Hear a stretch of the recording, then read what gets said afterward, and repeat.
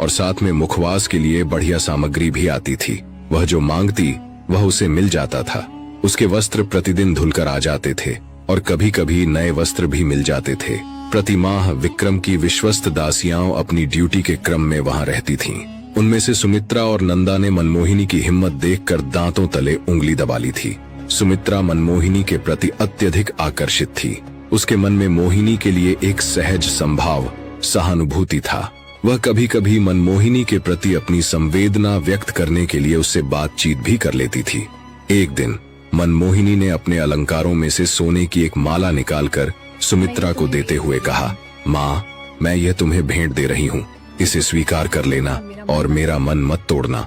सुमित्रा ने उसे सहर्ष स्वीकार कर लिया। धीरे धीरे दोनों में माँ बेटी का सा संबंध बन गया। सुमित्रा के मन में मनमोहिनी के प्रति अपार उदार भाव प्रकट होने लगे। वह उसके दुख को अपना दुख मानने लगी।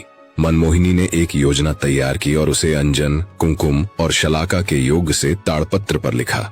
2 दिन बाद जब सुमित्रा भोजन देने आई तब मनमोहिनी ने कहा, सुमित्रा, 2 दिन बाद मेरे पिताश्री का जन्मदिन है। मैं हर साल इसे मनाती रही हूँ और मैं उनकी इकलौती बेटी हूँ। कल वे मुझे भवन में न देखकर बहुत दुखी होंगे। मैं हर साल उनको पान का बीड़ा देती रही हूँ। आज मैं विवश हूँ। देवी, आप चिंता न करें, मैं पान दे आऊंगी। आप पूरा नाम ठिकाना बताइए। सुमित्रा ने तुरंत कहा। मनमोहिनी ने भाव भरे स्वरों में कहा, माँ, मैं धन्य हुई, किंतु नहीं, यह काम मैं तुम्हें नहीं सौंप सकती। क्यों देवी? तुम एक शर्त स्वीकार करो तो मैं कह सकती हूँ। बोलो। मेरे माता पिता यदि मेरे विषय में कुछ पूछें तो यही कहना कि तुम्हारी पुत्री राजभवन में आनंद से है, उसे तनिक भी कष्ट नहीं है। यदि तुम इस कारागार के जीवन का आभास भी करा दोगी तो संभव है वे प्राण त्याग कर दें। देवी, मैं इसकी भनक भी नहीं होने दूंगी। दूसरे दिन सुमित्रा पान का बीड़ा लेकर सेठ सुदंत के भवन पहुंची। सुमित्रा, प्रतिवर्ष के नियमानुसार आपकी पुत्री ने पान का यह बीड़ा भेजा है। चतुर सेठ सुदंत ने तुरंत बीड़ा ले लिया। सेठानी असमंजस में, कैसा पान? मुझे तो कुछ भी समझ में नहीं आ रहा है। सेठ गंभीर, चुप रहो। आज 5 महीनों बाद पुत्री ने पहली बार संदेश भेजा है, ये गुप्त होना चाहिए। सेठ ने बीड़ा खोला और उसमें से ताड़पत्र निकाला। पढ़ना शुरू किया। पिताश्री, महाराजा ने मुझे शिप्रा नदी के किनारे बने एक भूमिगत कारागार में रखा है। मुझे जो कार्य करना है वह बाहर निकले बिना असंभव है। आप तुरंत महान शिल्पी देवचंद्र से मिलकर इस कारागार से अपने भवन तक एक गुप्त सुरंग बनवा दें। थोड़े में अधिक समझ लें। आपकी पुत्री मनमोहिनी। सेठ ने तुरंत ताड़पत्र के टुकड़े कर डाले और तत्काल अपने बाल मित्र शिल्पी देवचंद्र के पास पहुंचे। सेठ, देवचंद्र इस कारागार को तुम्हारे पिताश्री ने बनाया था, क्या उसका बेटा उससे निकलने का मार्ग नहीं बना सकता? देवचंद्र आत्मविश्वास से, यह मेरे लिए चुनौती है, मैं इस राज को किसी से नहीं कहूंगा। कुछ दिन बाद देवचंद्र ने सूक्ष्म निरीक्षण कर सुरंग का कार्य शुरू कर दिया। 30 दिन बीत गए। 40वां दिन भी आ गया। 39वें दिन की रात मनमोहिनी के पलंग के नीचे ठक ठक की आवाज आने लगी। वह सब समझ गई।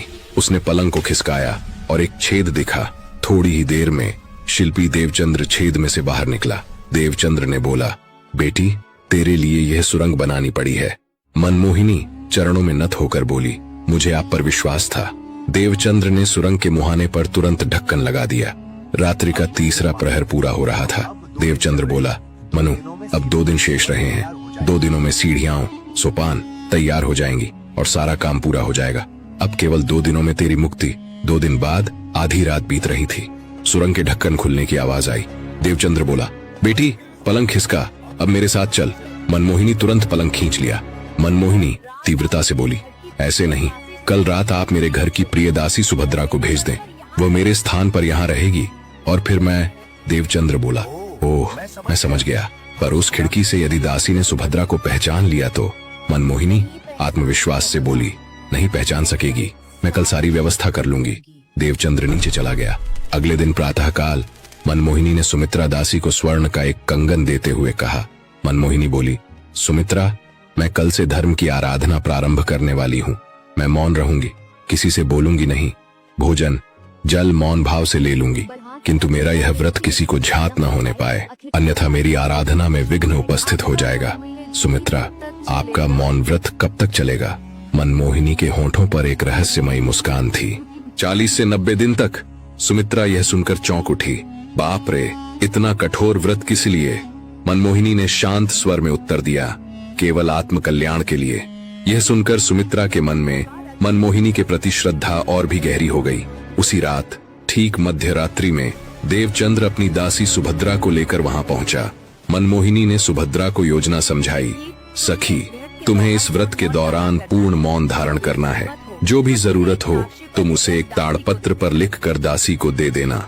भोजन, पानी और अन्य दैनिक आवश्यकताओं की व्यवस्था समझाते हुए उसने पूछा, सखी, क्या तुम्हें भय तो नहीं लगेगा? आप यह क्या कह रही हैं? सुभद्रा ने दृढ़ता से कहा, राजा को तो बोधपाठ देना ही चाहिए। मनमोहिनी ने स्नेह से कहा, मैं बीच बीच में तुमसे मिलने जरूर आऊंगी। यह कहकर मनमोहिनी अपनी समवयस्क सखी सुभद्रा के गले मिली और चाचा देवचंद्र के साथ गुप्त भूगर्भ मार्ग सुरंग से चल पड़ी। सुभद्रा ने सुरंग का ढक्कन बंद किया। मनमोहिनी के निर्देशानुसार उसने अपने कीमती वस्त्र और आभूषण उतारकर मनमोहिनी के सादे वस्त्र और अलंकार धारण कर लिए। एक ओर मनमोहिनी की यह गुप्त योजना सफल हो गई और वह मुक्ति के प्रकाश में आ गई। दूसरी ओर राजमहल में राजा अभी भी इस धोखे से अनजान था कि उसने जिसे कैद किया है वह राजकुमारी नहीं बल्कि उसकी दासी है। घर आकर मनमोहिनी सबसे पहले अपने माता पिता से मिली।